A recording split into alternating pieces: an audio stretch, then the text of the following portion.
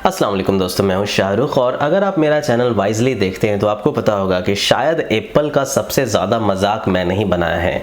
शायद जो सबसे बड़ा हेटर हो आईफोन का वो मैं ही होऊंगा पूरे यूट्यूब पे, क्योंकि मैंने बहुत सारी वीडियोस बनाई हैं, शॉर्ट्स बनाए हैं जो कि एप्पल के अगेंस्ट है, आईफोन के अगेंस्ट है, जो कि उनमें कमियाँ बताती है, जो कि बताती है कैसे वो वैल्यू फॉर मनी नहीं है, बहुत ज़्यादा पैसे ले रहे हैं, आपका किडनी ले रहे हैं। इस तरह की बातें मैं हमेशा करते रहता हूँ। तो जो लोग के सामने मैं थोड़ी सी एप्पल की तारीफ कर देता हूँ वो चौंक जाते हैं कि यार शाहरुख भाई एप्पल की तारीफ कैसे कर रहा हूँ। बट हेट करना एक अलग बात है, किसी ब्रांड को पसंद ना करना एक अलग बात है। लेकिन जहाँ बात आती है दोस्तों यहाँ पे ऑनेस्टी की, जहाँ बात आती है जस्टिस की, तो वो हमेशा करना चाहिए। हमें हमेशा सच का साथ देना चाहिए, ना कि मेजोरिटी का। मैं क्या बात कर रहा हूँ। तो गाइस देखिए, अभी कुछ दिनों से न्यूज़ आ रहा है या फिर कुछ महीनों से आप कह लो या कुछ सालों से ये स्पेकुलेशन था कि आईफोन जो है वो USB-C के साथ में आएगा। लेकिन लास्ट ईयर ये स्पेकुलेशन बहुत ही ज़्यादा कंफर्म हो गया जब EU यानी कि यूरोपियन यूनियन, जो बहुत ज़्यादा रूल्स बनाते रहते हैं टेक इंडस्ट्री को लेकर के कि भाई ये ब्रांड के साथ ये होना चाहिए, ये सॉफ्टवेयर में ये होना चाहिए, इस तरह की डेटा प्राइवेसी लॉज होनी चाहिए। उन्होंने एक रूल बना दिया कि भाई आईफोन जितने भी हैं उनको अब जो भी नया आईफोन लॉन्च होगा 2024-25 के बाद में उनमें USB-C देना पड़ेगा एप्पल वालों को। उन्होंने ये रूल बना दिया।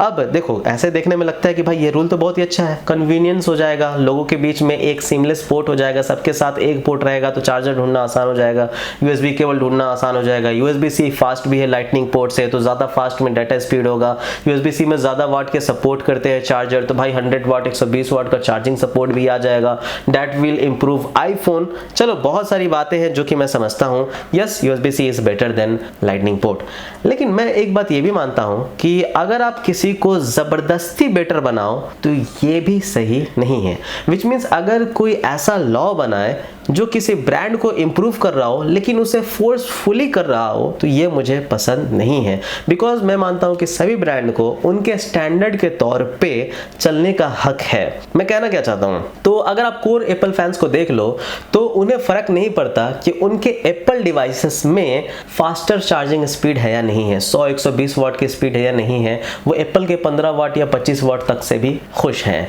या फिर अगर आप कोर एप्पल आईफोन फैंस को देख लो, उन्हें फर्क नहीं पड़ता कि एप्पल के डिवाइसेस में लाइटनिंग पोर्ट से कितनी फास्ट डेटा स्पीड हो रही है, डेटा ट्रांसफर हो रही है, कोई फर्क नहीं पड़ता।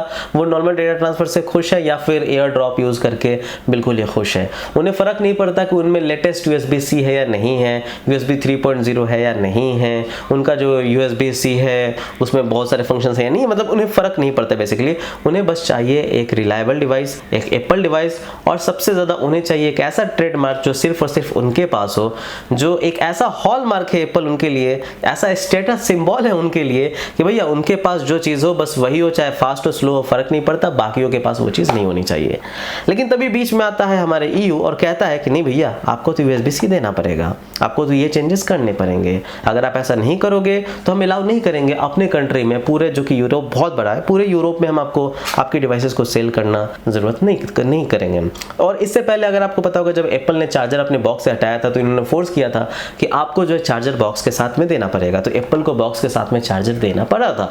वो काफी हद तक रीजनेबल लगता है कि भैया हाँ चार्जर काफी लोगों का हेल्प भी करेगा, चार्जर एक नीड है, एक नेसेसिटी। और ये फुलिश मूव मुझे भी लगा था कि भाई एप्पल के डिवाइसेस से चार्जर ही हटा ले, इतने महंगा फोन बेच रहे हैं और चार्जर नहीं बेच रहे हैं, तो ये चलो ठीक भी है, लेकिन कहीं ना कहीं पे वो भी फोर्स करना मुझे गलत लगता है। जहां भी ब्रांड को आप फोर्स करो किसी चीज के लिए वो मुझे गलत लगता है। तो मुझे क्यों गलत लगा कि भाई एप्पल को USB-C में फोर्स किया जाए, तो सबसे पहले मैंने रीजन बताया, उनके कोर फैंस को घंटा फर्क नहीं पड़ता कि उनके साथ क्या मिल रहा है, उन्हें बस मतलब है कि एप्पल का लोगो मिल रहा है कि नहीं मिल रहा है। दूसरी चीज, मैं ऐसा मानता हूं कि जो EU ने ये डिसीजन लिया है ना कि भाई एप्पल के आईफोन्स में USB-C ही होना चाहिए, लाइटनिंग पोर्ट नहीं होना चाहिए, ये मुझे कहीं ना कहीं पे लगा कि एक मेजोरिटी अपीजमेंट करने की कोशिश की गई।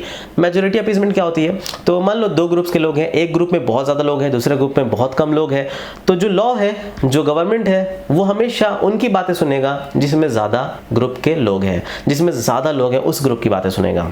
एंड इसमें फर्क नहीं पड़ता कि सही क्या है गलत क्या है, सच क्या है झूठ क्या है, बस ज्यादा लोगों ने जो बोला उसी की बात मानी जाएगी, जो कम लोग बोल रहे हैं उनकी बातें नहीं मानी जाएगी। तो अगर आप देख लो तो एंड्रॉयड की जो यूजर बेस है वो बहुत ही ज्यादा है, विच मीन्स कि एंड्रॉयड सिर्फ एक ब्रांड की तरफ से नहीं आता, गूगल की तरफ से आता है, हुआवी ऑनर की तरफ से आता है, यहाँ पे Xiaomi Realme Poco की तरफ से आता है, यहाँ पे बहुत सारे डिवाइसेस है, रेडमी है गाइस, वन प्लस है, एंड अगर आप पूरा वर्ल्ड में देख लो, चाइनीज डिवाइसेस वगैरह मिला लो, तो भाई एप्पल के डिवाइसेस से तो बहुत ही ज़्यादा नंबर ऑफ यूजर्स है एंड्रॉयड के यूजर्स की अगर हम बात करें तो यहाँ पे यूरोपियन यूनियन, मुझे ऐसा फील हुआ कि वो ये नहीं देख रहे कि क्या कन्वीनियंट है, या फिर वो ये नहीं देख रहे कि क्या ज़्यादा बेहतर है या ब्रांड के लिए क्या ज़्यादा बेहतर है, वो ये देख रहे हैं कि मेजोरिटी ऑफ यूजर्स के लिए क्या ज़्यादा बेहतर है।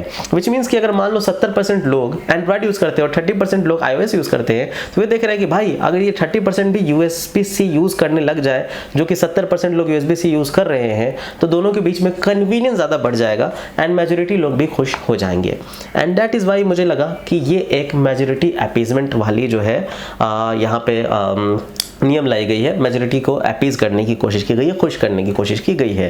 एंड इससे आईफोन वाले भी बहुत सारे खुश हैं कि हाँ भाई चलो आईफोन में हमारा USB-C आ रहा है, लेटेस्ट टेक्नोलॉजी मिल रहा है, बहुत सारे खुश हैं। लेकिन जो कोर आईफोन के फैंस हैं, मैं जानता हूँ उनमें कोई बहुत ज़्यादा दिलचस्पी नहीं है। हाँ, खुश तो हो ही जाएंगे भाई, बेसिकली ज़्यादा अच्छी चीज़ मिलेगा तो, बट उनमें कहीं ना कहीं दिल में ये भी रहेगा कि यार एंड्रॉयड में भी तो USB-C है, अब आईफोन में भी USB-C आएगा, मतलब दोनों के बीच में ज़्यादा फर्क क्या रह जाएगा।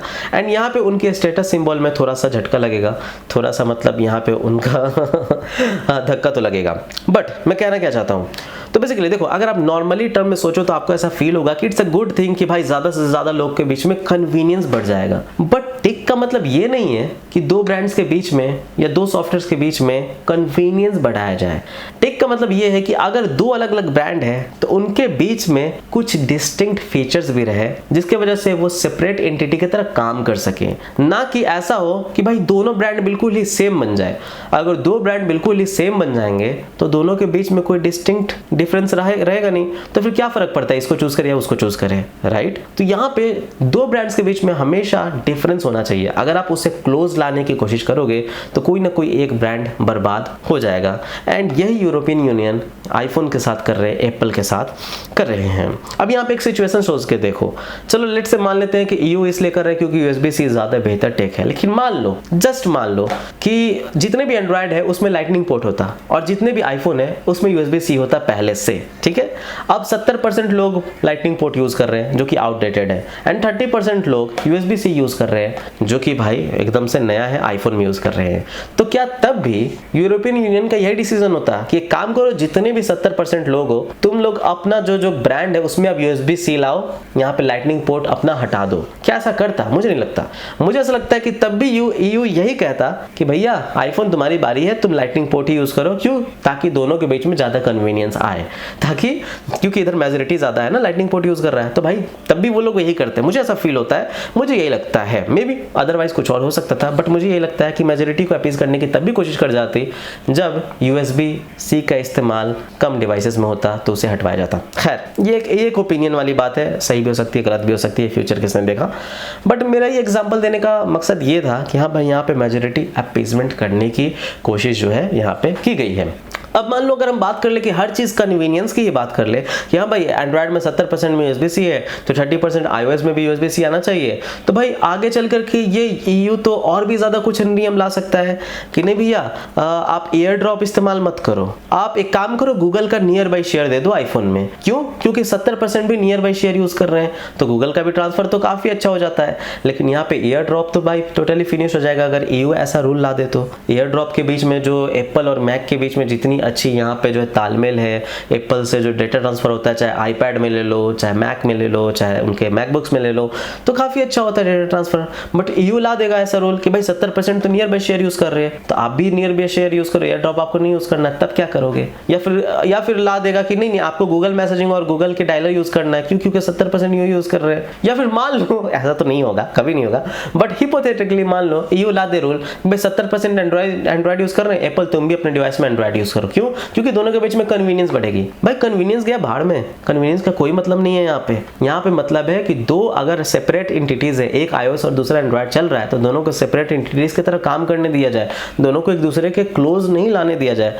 वरना फिर पता चला कि एप्पल वाले भी 10,000 में कोई फोन क्रैप सा बना के बेचने लगे तो फिर एंड्रॉइड का क्या होगा? और एंड्रॉइड वाले लाइटनिंग पोर्ट दे दे, कन्वीनियंस ही चाहिए, तो खैर वो एक अलग बात है। तो ये मैं कह रहा था कि भाई कन्वीनियंस की बात नहीं है, सेपरेट एंटिटीज को सेपरेट रहना देना चाहिए। अब यहाँ पे एक और चीज मैं बात करना चाहता हूँ जो कि एप्पल का अप्रोच।